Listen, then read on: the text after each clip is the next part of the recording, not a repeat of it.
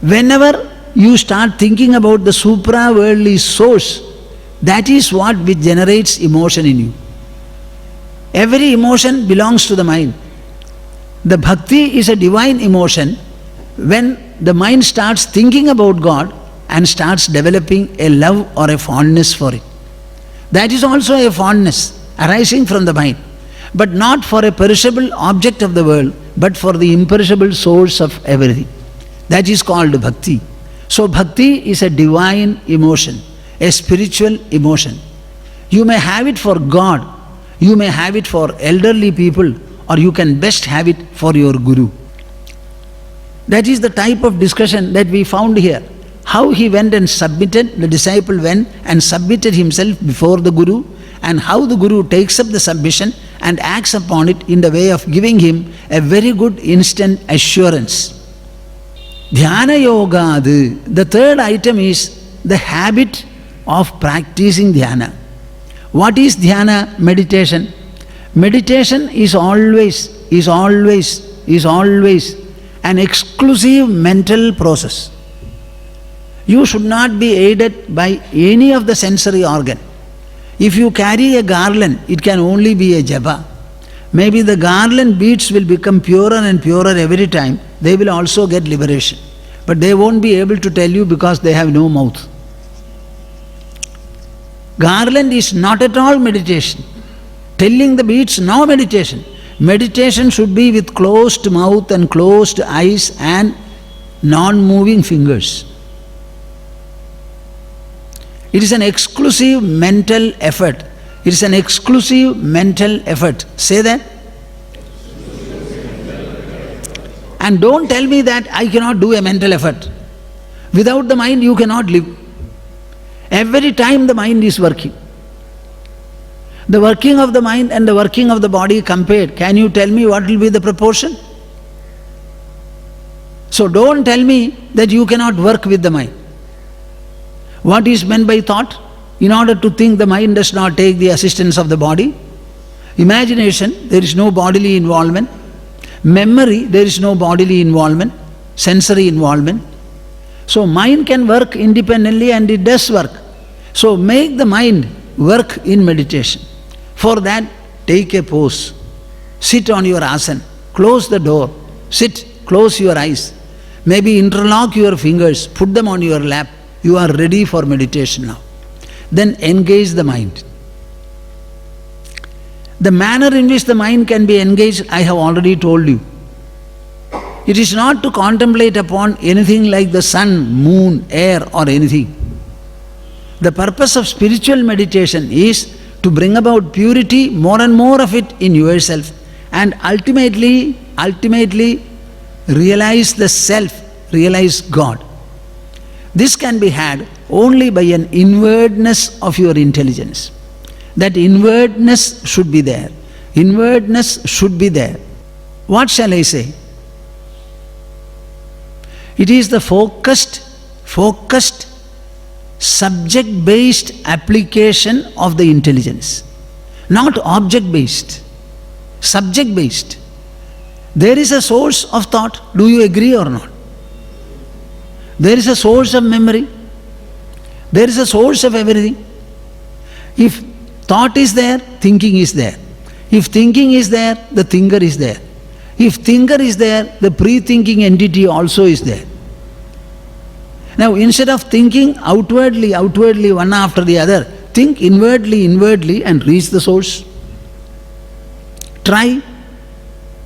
You may not succeed in one day or two, but you will succeed. Shraddha, Bhakti, Dhyana Yogan, Mumukshoho. For the seeker of liberation, Mumukshoho, Mukter Hedun. These are considered to be the contributory causes for the seeker in the matter of getting liberation. Sakshat Shruder Gihi Bhakti. The scriptures themselves has clearly declared Shraddha, Bhakti and Dhyana Yoga are the three means of attaining moksha. Yova eteshveva tishtadi. Whoever is given to these three pursuits, practices or elements, Amushya, for him, mokshaha avidya kalpitad deha bandhad. You know, these are words which you have to spend time to understand and get impressed with. Avidya kalpitad deha bandhad. You speak about bondage. Whose is this bondage? Our bondage is embodiment itself is a bondage. You know, I am having my food 3 times in a day. When I take 3 times food in a day, it is an imposition my body makes to me. If I have no body and no hunger and no nourishment needed for the body, I will not have to take food. I am breathing because of the body. Everything is a result of embodiment. So the embodiment is the moksha, is the bandhana. Now whatever bondage the embodiment creates, all of them will be completely broken by the right knowledge. The body will continue to be there. You will continue to be eating regularly. You will also have the normal activity. But from nowhere and none will cause you bondage. Liberation is not one of retreating from activity, receding from activity. It is one whereby you are enabled to remain active without feeling any state of constriction, bondage, scar or blemish. You may run your family, you may get married, you may have children, you may be a professional, you may earn money, sometimes you lose also. Whatever happens, there will be no constriction imposed by. You will take up sannyasa, become an ascetic, a whole-time seeker of truth, depending solely upon chance, not having any income, still having the burden of looking after yourself.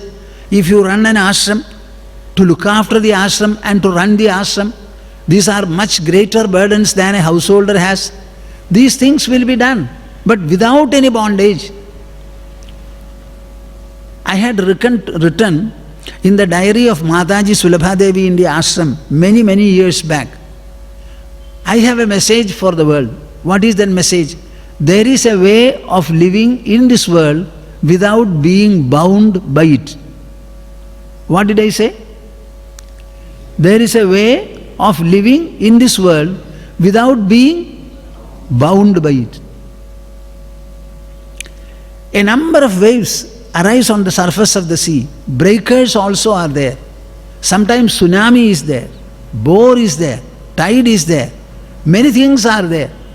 But by all these processes you tell me, is the sea or the sea content water, is it the least affected? Huh? You are taking time to answer me? Is the sea affected by all these processes on the surface? Now, what you have is much greater than the sea. It is that sentient space that you have. We call it Chidakasha. Akasha means space. Chidakasha means sentient space. If the water is not affected by waves, breakers, bore, tide and all that, should the Chidakasha be affected by anything? Look at the external Akasha. How many planets are hovering within its womb? How many interactions are taking place? Nuclear reactions are going on. A nuclear explosion may take place. The planets may collide. All these things happening. You tell me, if you are intelligent, will the space be the least affected or scarred? Boliye na thoda. Then what about the Chidakasha that you have in your body? Is it affected by thought? Is it affected by emotion? Is it affected by doubt? Is it affected by any kind of a movement of your body or senses? What you call action and activities are no other than movements and vibrations taking place in the bodily level, sensory level, or taking place in the mental level, or taking place in the intellectual level. By all these movements and vibrations, nothing is going to happen to Chidakasha. In the external Akasha, all these formations of planets, everything going into the black hole, everything, nothing happens to the space. Then what about the sentient space that you are and you have? Now this is the understanding that you get.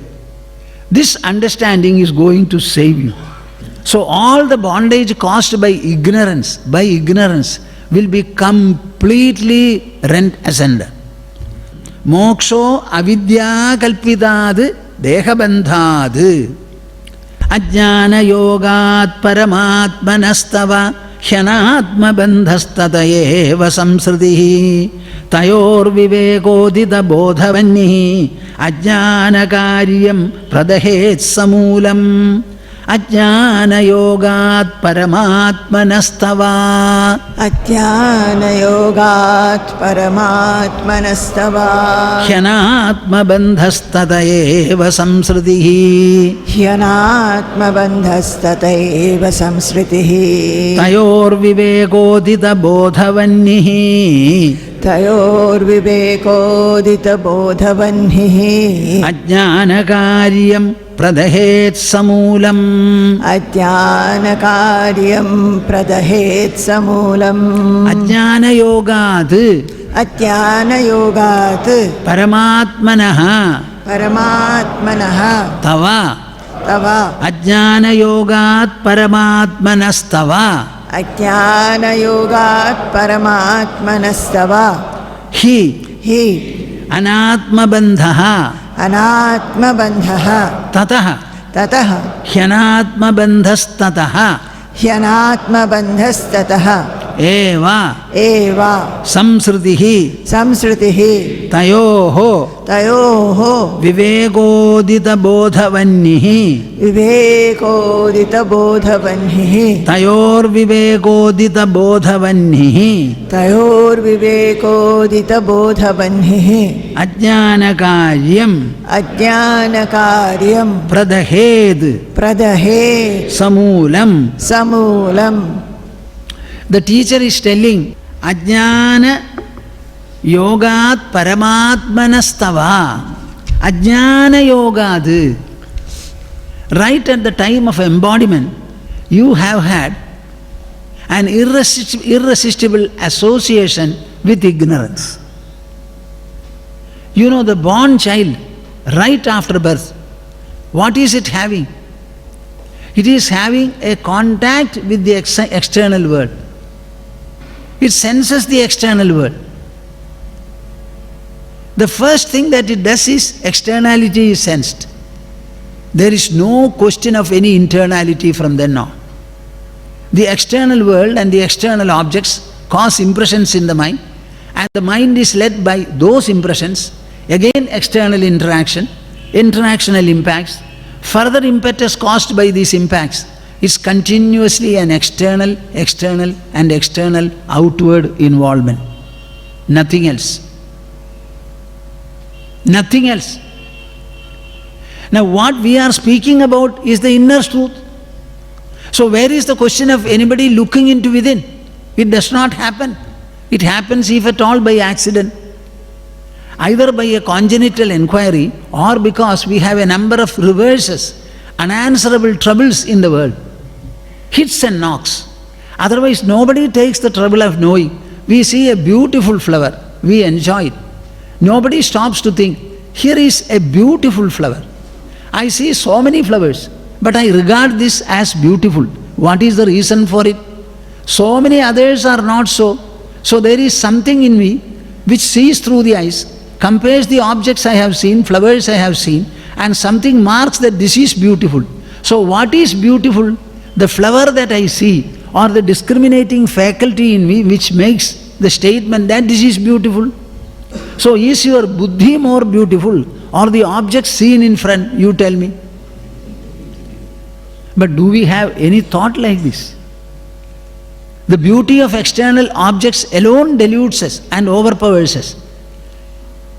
If my mind is capable of showing this wonderful world before me and registering its imprints, what should be the power and potential, magnitude of the mind? It must have intrinsically a greater magnitude. Why not I turn my gaze within and look into this wonderful greater magnitude and have the rejoicing that I want? Before the human, you can rejoice in the external world. You can equally rejoice in the inner world. You choose the two. The external world is subject to evanescence. The internal world is not subject to that fate. This is the only difference. The faculties that help you to enjoy both are the same. So, Ajnana Yoga, by virtue of an inseparable association with Ajnana, Paramatmanastava, you are in reality the inner sentience. I don't know whether my words make meaning to you. Huh? I am speaking in English all right. See, you are the inner sentience. You are not this body. The body itself is a cognition. It is a cognition. It is a recognition made by your mind. The body has no existence other than what you feel about it. The body never makes you conscious of anything. Consciousness is inside. That consciousness is what makes you understand the presence of the body. See, in the wakeful state, you know that you have a body. When you go to sleep, where is that body gone? Are you aware of your body in sleep? So, your body is made to be felt by the mind. The same consciousness makes you not feel the body also. So, the body itself is subject to being felt and being not felt. Now, what makes you feel the presence of the body and the absence of the body? That stuff is the Paramatma. That is that independent, sovereign awareness, sentience, consciousness in you. That consciousness supreme you are. Anatma bandha tatayeva samsrudihi. As long as you are not conscious of your own consciousness nature, then the struggle arises. You identify yourself with the body, identify yourself with the sensory perceptions, get involved in them and register a number of losses, a number of gains, and then writing your own fate. Tayor vivekodita bodhavannivadu. When you start discriminating between, is the body existing independently or is it being felt by the mind, by the consciousness? And so far as the consciousness is concerned, it exists independent of the mind. That is why it sleeps with no mind, body consciousness at all. Am I clear or not? I don't think. Am I clear? For sleeping, do you require the body? You are unconscious of the body. So that stuff which makes you unconscious of the body and conscious of the body is certainly sovereign and independent. You are really that. When you start discriminating, doing vichara, bodha vanni, it becomes a blazing fire. Not only knowledge in the way of a blazing fire. Ajnana karyam pradahed samulam. That fire of knowledge will burn all the effects caused by ajnana, ignorance. It will completely burn off all the effects of ignorance. I wanted to read 2 verses from Uddhava Gita. This is in the 28th chapter of the Mukti Skandha of Srimad Bhagavatam. Uddhava heard Krishna speak for quite a number of chapters. See, 27 chapters are over. 28. In the 28th chapter, Uddhava is asking a question. I would like you to think about it. Many people repeatedly ask me about birth and rebirth, etc. Just imagine what is this question. Naivatmano na dehasya samsrudihi drishtudrishyayoho anatma swadrushorisha kasya syat upalebhyade. Naivatmano na dehasya samsrudihi drishtudrishyayoho. We speak about worldliness, worldly bondage. Uddhava is asking, the bondage cannot be for the Atma and the bondage cannot be for the body. Body is inert, So can it have anything called body or bondage or liberation? And so far as the Atma is concerned, it is ever luminous. It cannot have any bondage or the need for liberation. Anatmana swadrushorisha. One is inert and non-self. Another is self-seeing self. Kasya syad upalabhyade. For whom is bondage then? It cannot be an epithet of body. It cannot be an epithet of sun rahe hai nahi. It cannot be an epithet of the self. It cannot be an epithet of the body.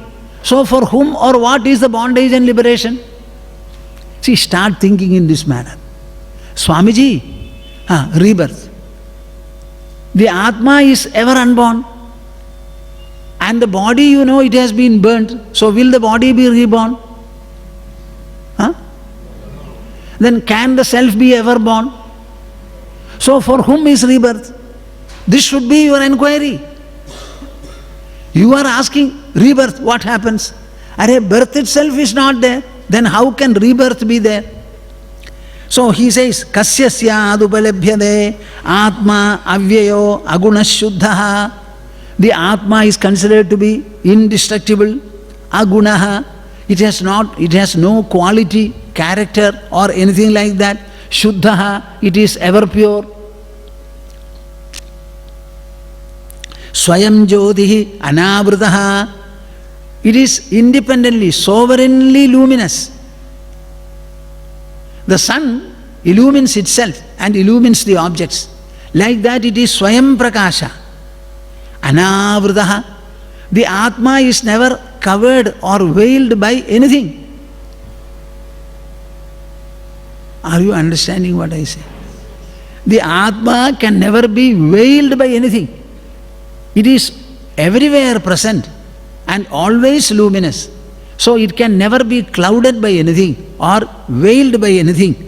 Agnivad, Adarvad, Ajid, Dehaha. The Atma can be compared to Agni, the blazing fire. Daruvad, Ajid. Generally, the fire starts burning in firewood. So the firewood is there. The fire is there. The fire, that is the self. The firewood, it is the body. So the two are absolutely different. So the soul is like the fire and the body is like the daru. The daru means the firewood. Ajit, it is inert, non-luminous, insentient. Deha. Kasyeha samsritihi. Then for whom is worldliness and worldly bondage? क्या कुछ समझ में आया क्या? थोड़ा सोच लीजिए ना. You are performing Shraddha, you can think, my father, who was he? Was he a body? Then the body has been burnt. If it has been burnt, can you feed him during Shraddha? Why are you keeping quiet? The body is burnt, Baba. So it has no stomach to eat, no mouth to eat, it is burned off. If it is non-body, that is the soul. That soul was never born. It doesn't require any food at all. So for whom is Shraddha? सोच लीजिए ना. When you start thinking in this manner, you become a seeker, you become an inquirer. Then all things come to a stop. You become illumined. That is the only way, nothing else. So Uddhava, in the 28th chapter, one more chapter of discussion is there, 29th. So in the 28th he is raising this question. Why I mention this? The same point is mentioned. Ajnana yogad. It is because of ignorance that you feel that the Atma is bound. It can never be bound. We have the inert body and the luminous self. The body is inert by all means. That alone gets born, that alone grows, that alone decays, that alone dies, that alone is committed to flames. The self is absolutely luminous. It cannot be born, it cannot be burned, it cannot suffer from hunger, It cannot partake of Shraddha. So you may ask me, Swamiji, are you saying that Shraddha should not be performed? No. Perform it as long as you feel like performing. Because in the Shraddha, 3 elements are there. Yajna, things offered to God is called yajna, that offering. Dana, some materials you give for the others. Tapas, in the very performance, if it is well performed, it requires 3-4 hours of hard application. That is tapasya. So that yajna, dana and tapas are there. But for the Shraddha, you will not do it. You are so selfish. You will go for a party, go for a club, get intoxicated there. You will never do yajna, dana and tapas. So at least we tell you, in the name of the death, the departed souls, perform a little yajna, dana and tapas. And they are not meant for the departed souls. They are only meant to benefit you and enrich you and bless you. No ball of rice you have given in the form of Shraddha, nothing reaches the departed soul. The departed soul doesn't want it.